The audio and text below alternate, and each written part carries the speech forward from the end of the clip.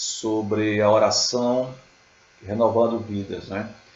E antes de mais nada, vamos agradecer a Deus por estarmos de volta ao mundo dos encarnados, agradecer a Ele por estarmos aqui com saúde, agradecer a Ele pela oportunidade do trabalho, agradecer a Ele por nós podermos colaborar diante deste momento que passamos, um momento difícil, né?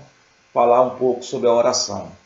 Certamente que nosso intuito não é aqui de ensinar vocês a orarem ou dizer como se deve orar, não tendo esse objetivo, até porque melhor do que isso nós temos no capítulo 28 do Evangelho segundo o Espiritismo uma coletânea de preces espíritas, onde essa coletânea ela vai nos servir para nos guiar, nos dar uma ideia do que vem a ser realmente uma oração, uma prece, ou como nos conduzir, como nos comportar frente a determinadas situações, e não como um repetitório, né, como algo mágico que a gente leia e a coisa aconteça.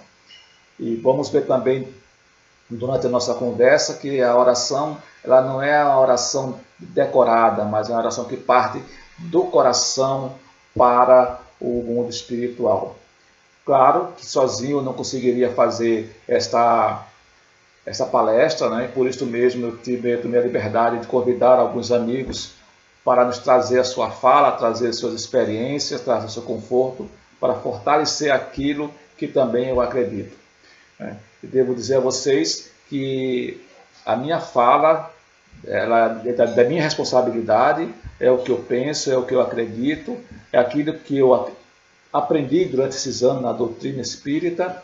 Então, pode não representar necessariamente aquilo que o Espiritismo tem nos ensinado. De repente eu posso cometer erros, posso cometer grandes gafes, aí eu peço de antemão que vocês me perdoem, mas é a minha fala, o que eu aprendi. Por isso mesmo, eu convidei esses amigos para que me ajudem a não errar, ou errar menos, tá certo? Então eu chamei Tomás de Aquino, eu chamei Santo Agostinho, eu chamei os apóstolos Tiago, Mateus, João, né? Eu chamei também o sacerdote filósofo Gregório, né? Enfim, chamei algumas outras personalidades que pudéssemos nos dar força e amparo para que a nossa fala não ficasse vaga, ou que simplesmente tivesse dita de cabeça, certo? Então vamos convidar, no primeiro momento, eu vou chamar o profeta Samuel, que ele faz, naquele instante, uma aclamação e um pedido a Deus no seu momento de dificuldade, e ele nos mostra como é que essa oração é feita, né? Porque nós vamos ver também se é lícito, ou seja, é válido nós orarmos pedindo coisas materiais, né, para nós. Se nós podemos orar pelos outros, se nós podemos orar pelos nossos inimigos, tá certo? Qual é a questão da fé, qual é a questão dessa segurança que nos traz? Então tudo isso eu vou tentar trazer para vocês, porque a nossa mensagem ela pretende ser uma mensagem curta, né? Até porque a oração ela é uma oração que é de cada um, não é algo que possa se dizer certo ou errado, mas é de cada um, por isso mesmo que cada um no final poderá tirar suas conclusões. E aí nós vamos ter o profeta Samuel, que vai dizer o seguinte: as ondas da morte me cercaram, as torrentes da destruição me aterrorizaram, as cordas da sepultura me envolveram, as armadilhas da morte me confrontaram. Na minha angústia, clamei ao Senhor, clamei ao meu Deus. Do seu templo, ele ouviu a minha voz. O meu grito de socorro chegou aos meus ouvidos. E aí nós vamos perceber que o que Samuel ele vai nos trazer nada mais é do que uma comunicação simbólica, uma comunicação que nos dá a ideia de que ele está ali presente, né? Que ele está conversando com Deus, que ele acredita que Deus está respondendo e que Deus vai estar ali lhe atendendo. E depois nós vamos entender também o seguinte: de modo geral, a desgraça ela representa é representada pelo sofrimento que nós temos, e este, pelo incômodo da dor, é o estímulo para o indivíduo mudar. Talvez em uma situação de conforto, não se encontre motivo para uma mudança. Mas o sofrimento, este tira o indivíduo da sua zona de conforto e o faz procurar soluções que o aliviem das suas dores. Às vezes, mas muitas vezes, quando o coração é duro, as dores são duras e longas. Então nós vamos entender que a oração ela tem 3 aspectos. O primeiro é louvar, que é reconhecer, tá, a sabedoria divina. Depois, pedir, que é aquilo que nós pedimos simplesmente pelo que queremos. E por fim, agradecer, que é a gratidão pelas benesses que recebemos. Então, descobrimos o poder da oração nos momentos de sofrimento, porque a oração é a expressão de um desejo. E é aí que nós vamos perceber, e aí vamos reparar, principalmente na oração de Francisco de Assis, em sua primeira frase, ele nega a si mesmo e se entrega por completo à sua fé. Quando ele diz, Senhor, fazei-me instrumento de vossa paz. Vamos ver também que no Salmo 23 temos uma demonstração de segurança e proteção, bem acompanhado com certo sabor de vitória sobre os inimigos. E aí esta expressão de desejo, a oração não é dirigida a Deus para que mude seus desígnios, mas para que se consiga dele o que desejamos para nós. O movimento pela vontade da oração conduz o indivíduo a Deus, que é o sumo bem, por bondade piedosa, atende oportunamente ao pedido exposto na oração. E é aí que quando Jesus vai nos dizer, e tudo que pedirem em oração, se crerem, vocês receberão. Então, perceba que não basta simplesmente o fato de nós pedirmos, de nós estarmos ali querendo que a coisa aconteça. Precisamos acreditar, precisamos confiar. E aí eu conto a história breve para vocês de um alpinista que ele estava descendo uma determinada montanha, que estava ficando escuro, e quando chega a um certo ponto, anoitece, e ele não consegue mais ver a parte do solo. E ele começa a orar, começa a pedir ali ajuda para que pudesse ser socorrido. E escuta uma voz, corte a corda. E ele começou a estranhar aquilo dali, cortar a corda aqui, isso não é bem a coisa de Deus, Então tem alguma coisa errada aí. Ele continua orando e a voz continua dizendo, corte a corda. Bom, ele não cortou a corda. E na manhã seguinte a equipe de socorro chega e encontra ele congelado, agarrado na corda, congelado a 1 metro do chão. Então não é necessariamente você apenas orar, mas você também tem que acreditar naquilo que você está pedindo. Bem, daí entendemos que assim como o que está próximo do fogo melhor se aquece, aquele mais próximo de Deus melhor lhe faz ouvir. E Tiago vai nos trazer isso quando ele diz, aproximem-se de Deus e ele se aproximará de vocês. Pecadores, limpem as mãos e vocês que têm a mente dividida, purifiquem o coração. Temos outra questão, que é quando não sabemos pedir, ou quando o pedido está afastado do nosso bem. Deus não há de atender. E Tiago, novamente, ele vai reforçar. Quando pedem, não recebem, pois pedem por motivos errados para gastar em seus prazeres. Isto faz nos lembrar uma história de uma mãe que tinha um filho acamado, um filho jovem acamado, e que todo dia, diante do altar de Nossa Senhora, da qual ela era devota, ela pedia que ocorresse um milagre e o filho dela voltasse a andar. Ele era muito jovem, não era justo que ele estivesse ali, e que tinha toda uma vida pela frente, e que pedia todas as vezes a Nossa Senhora uma cura.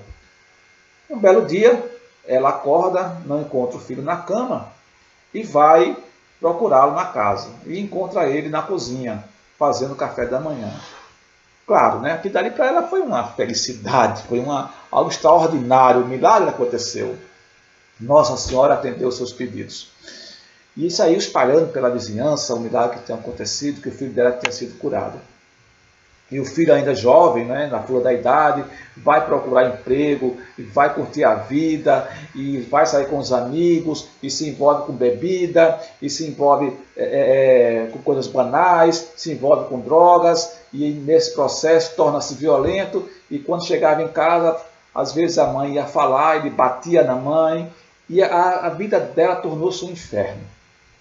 Arrependida pelo que ela tinha pedido, ela volta à Nossa Senhora, né? Ela volta à Nossa Senhora e começa a falar para ela do que estava acontecendo.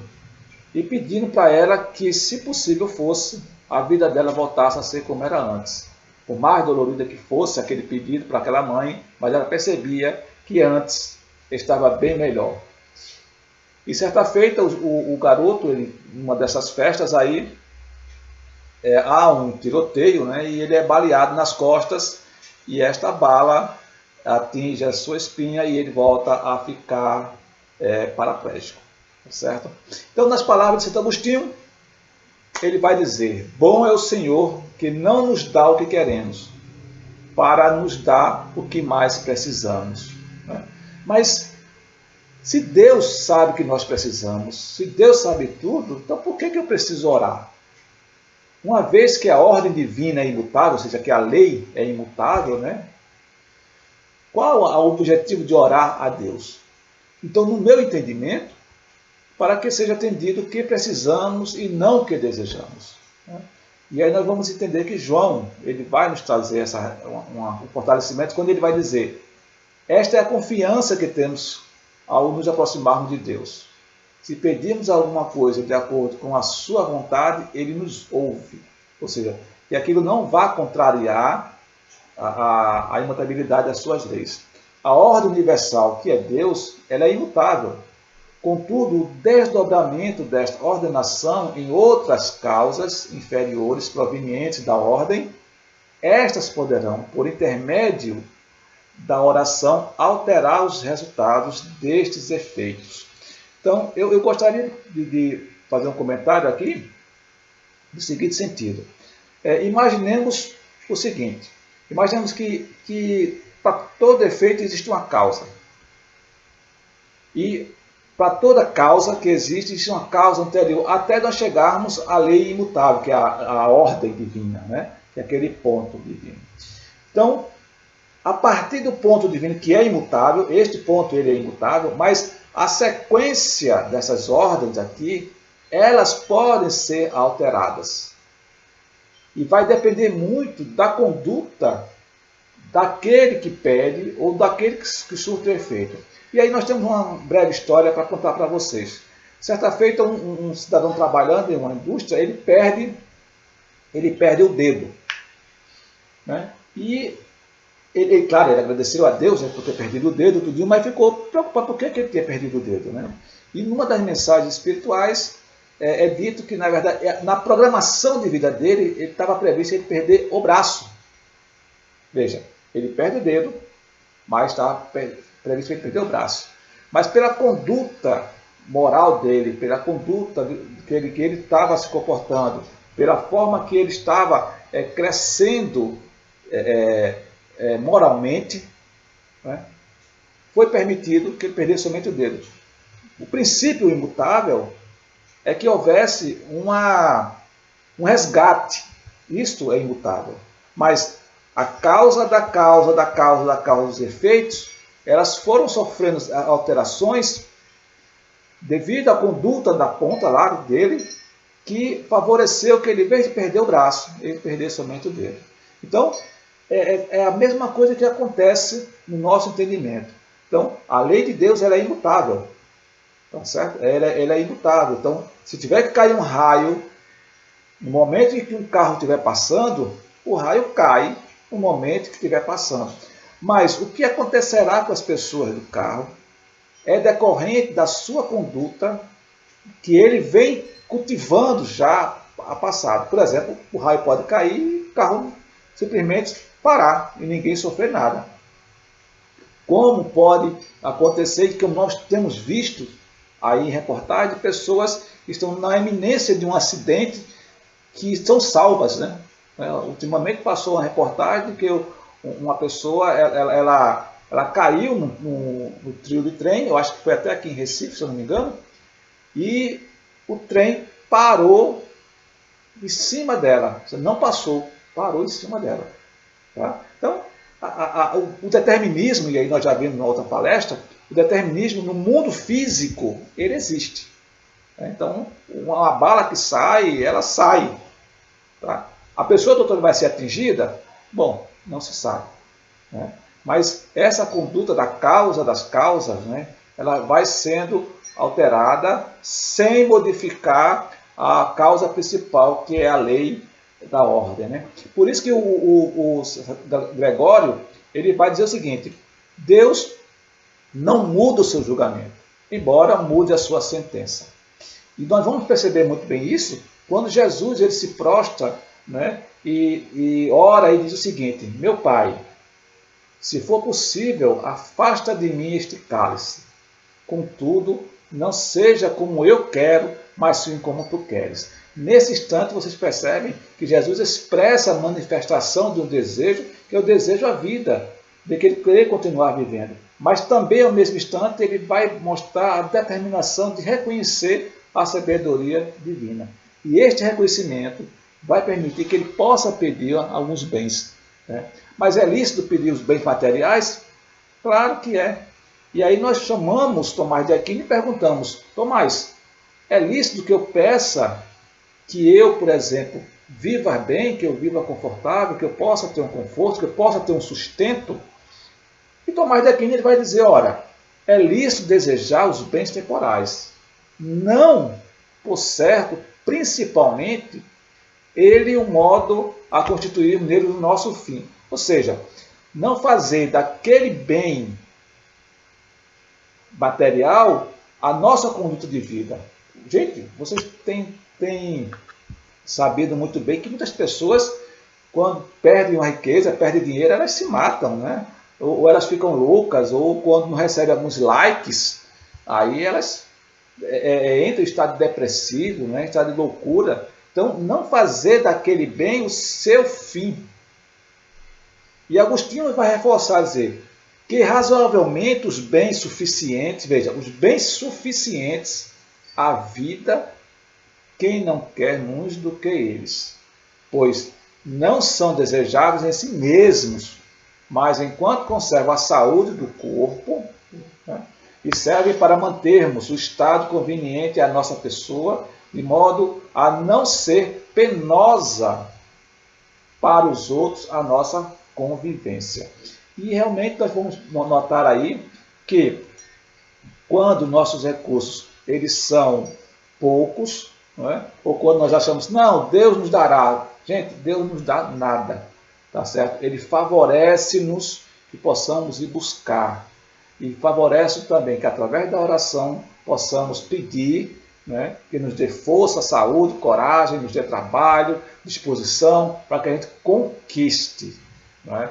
Eu acredito que Deus não tem interesse que a gente tenha tudo de mãos beijadas, mas que a gente conquiste, porque a conquista ela é muito satisfatória. É muito, muito satisfatória. Repare que quando você ganha um dinheiro suado, trabalhado ali, teu dinheiro estica, rende, você consegue fazer muitas coisas ali. Mas quando o dinheiro vem fácil, ele vai embora fácil, do mesmo jeito. Então esta conquista aí é que é importante. Por isso que a nossa convivência com os outros que é importante.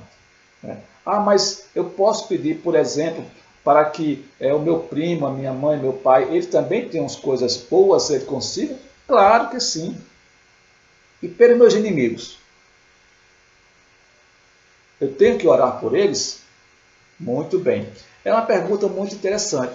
E aí nós vamos perceber, tá certo, que o próprio Tomás de Aquino ele vai dizer, ora, devemos desejar o bem, não só para nós, mas também para os outros. Olha aí, o que pertence ao amor por natureza, que devemos ter para com os próximos, como do sobredito resulta. Por isso a caridade, e aí ele vai dar um toque na caridade, ele amplia o contexto de caridade, que a caridade exige que oremos pelos outros. Ora, perante Deus, é mais doce a oração, que não se funda na necessidade, mas se inspira na caridade fraterna. Temos a certeza, tá certo, que isto é muito profundo. Orar pelos outros não é fácil, principalmente quando se trata de algum desafeto. Nós sabemos que os nossos desafetos, eles nos travam, né, de uma certa maneira. Né? A gente se fecha como um tatu-bola. Quem não sabe o que é um tatu-bola, dá uma pesquisada na internet e veja como é que ele age quando ele é atacado. Ele se fecha todo, né, e a sua capa, né, sua proteção, né, sua carcaça, ele serve ali para proteger ele. Nós nos fechamos assim, igual um tatu-bola. Quando a oração ela precisa que nós possamos descamar, tirar as camadas, né, de orgulho, de vaidade, de prepotência, né, de soberba, para alcançarmos alguma coisa. Por que eu estou falando tudo isso? Porque às vezes a nossa oração ela não passa do teto da nossa casa. Às vezes nós oramos, pedimos, tal, e ela não consegue chegar no teto da casa. Mas não consegue chegar no teto por quê? Porque são palavras que saem apenas da nossa boca, sem pressão nenhuma. Né? Aceleração. Imagine que você está orando, mas ela está sendo filtrada ou abafada pelas escamas da vaidade, do orgulho, do ressentimento, da raiva, às vezes do desejo que você quer, mas está longe de alcançar, porque, como falei naquela história da senhora que orou pelo filho e que não soube por que estava pedindo, por que estava acontecendo. E tem um outro detalhe também, gente. Às vezes não, eu acredito que todas as vezes que nós passamos por momentos difíceis, não estamos desamparados. Não estamos desamparados. É que precisamos passar por aquele momento, tá, de sofrimento para a maturidade. Parece algo masoquista, né? Às vezes eu penso até que essa ideologia do masoquismo religioso, ela não deveria ser tão pregada, que o sofrimento, a santificação do sofrimento. Não é isso que eu estou querendo colocar, santificação do sofrimento. Não é. Mas o que eu estou querendo colocar é o seguinte, é que quando nós estamos passando por um momento difícil, sabemos que aquele momento vai passar. Não sabemos o resultado dele. E como nós não sabemos o resultado dele, a melhor maneira que temos que passar por ele é a melhor maneira. Então a oração ela vai nos ajudar a isso. Primeiro vai nos ensinar a orar, como nós já vimos no início, que o sofrimento ele vai despertar esse sentimento de oração. Depois vai também despertar a questão da nossa conduta de fé. Será que de fato nós temos fé? Porque fé não é simplesmente crer, não é simplesmente isto, né? Mas está para além disto. É você acreditar naquilo que você não está vendo, naquilo que não tem comprovação e sentir a certeza de que aquilo existe. Né? É algo que parece complicado, mas a fé vai estar nisto. Né? Assim como me fez lembrar uma história do jovem que caminhava no deserto, perdido no deserto lá, e de repente orando, pedindo ajuda, ele vê ao longe uma fonte. Para você ter mais água, despeje essa garrafa dentro do cano. Eu perguntaria a você, você faria isto? Você com sede, já por horas andando no deserto, você despejaria a garrafa de água ali para bombear e ter mais água? Percebe que eu falo sobre fé? Percebe que eu falo sobre oração? Então, esse contexto de oração, já nós já dissemos os 3 pontos básicos da oração, que é agradecer, né? Agradecimento é a reverência, né? Vamos lá, que é louvar, né? Louvar é a reverência que você faz e o reconhecimento de algo que está superior a você. No nosso caso, nós somos cristãos, o Deus, né? Nosso Deus, né? Jesus, e os Espíritos de fazer, louvar a proteção dele, pedir, mas pedir dentro daquilo do possível, do necessário, pedir aquilo que nos dê sustento, pedir aquilo que nos mantenha no momento de guarda, e com, principalmente saúde, nesse momento que estamos passando de pandemia, muitos de nós estamos rezando para não pegar o coronavírus, mas também temos que pedir que, se for que temos que passar por isto, fosse suficiente para que a gente consiga superar isso aí. E por fim, agradecer a Deus, porque nós somos bastante vaidosos de acharmos que vamos dormir e amanhã vamos acordar. Né? Todos nós fazemos isso, né? Vamos dormir na certeza que outro dia nós vamos acordar. Isso é a nossa vaidade, tá certo? A nossa vaidade é dizer assim, amanhã eu vou acordar. E se não acordarmos? Como é que fica? É isso? Então somos frágeis nesse sentido. Como também no sentido de lidarmos com os nossos desafetos. E principalmente nós que trabalhamos na casa espírita, estamos sempre lidando com essa situação. Né? Imagine você diante de 15, 20 passistas, 200 pessoas, senta na sua cadeira quem? Um desafeto seu. Como é que você vai lidar com isso? Né? Como é que você está preparado com isso? Como é que ele está preparado para você com isso? Né? Como é que ele vai aceitar isto? Tá certo? Então veja que é uma relação difícil, não é uma relação fácil.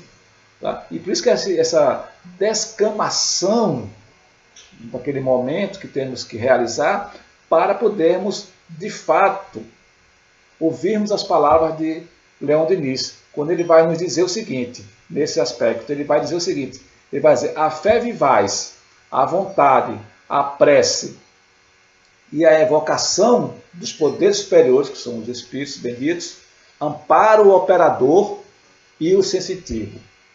Quando ambos se acham unidos pelo pensamento e pelo coração, a ação curativa é mais intensa. Claro que pode acontecer que um ou outro ali fique na retaguarda, na proteção. Mas nós que temos uma consciência espiritual já diferente, um pensamento diferente do Cristo, nós temos que atender ao seu pedido. E Jesus ele vai nos dizer, através da fala de Mateus, ele vai dizer o seguinte, peçam e lhes será dado. Busquem e encontrarão. Batam e a porta lhes será aberta. Pois todo aquele que pede, recebe. O que busca, encontra. E aquele que bate, a porta será aberta. Então, percebam, gente, aí que depende da gente.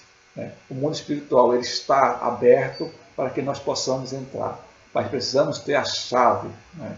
E eu lembro muito dessa passagem de André Luiz, quando ele chega no umbral, né, e começa a orar, se encontra naquela situação de sofrimento, de dor, ele começa a orar e não é socorrido. E quando ele está nas últimas, suas forças já estão desgastadas, simplesmente ele diz assim, Deus, me ajude. Então, essas palavras simples foram tão fortes que passaram do teto da casa. E aí alcançaram a espiritualidade, e a espiritualidade vai em socorro e socorre ele. Então veja que não são palavras, não são decorativas, não é você pegar o livro da coletânea espírita de prece e simplesmente proferir aquelas palavras como se fossem palavras mágicas e a partir dali você conseguisse o que você quisesse. Não é só isso. É preciso que ela se encha de sentimento, encha de emoção e, claro, todas as vezes que nós oramos, quando não conseguimos, temos que agradecer. Porque talvez, a exemplo daquela senhora que orava pelo seu filho, o que nós estamos pedindo ainda não é o nosso bem. Certamente que Deus, ele sabe o nosso bem, mas ele não interfere nas nossas ações. Se queremos mudar a nossa vida, se queremos mudar a nossa conduta diante do que nós já temos programado, temos que fazer por onde? E tenho certeza disso. E Deus, ele não nos abandona. Principalmente os bons espíritos. Porque, olha, pense, o pessoal teimoso e amoroso, que são esses espíritos amigos, porque nós somos teimosos, fazemos as coisas erradas, mas mesmo assim, quando precisamos, eles estão ali nos ajudando, nos aconselhando.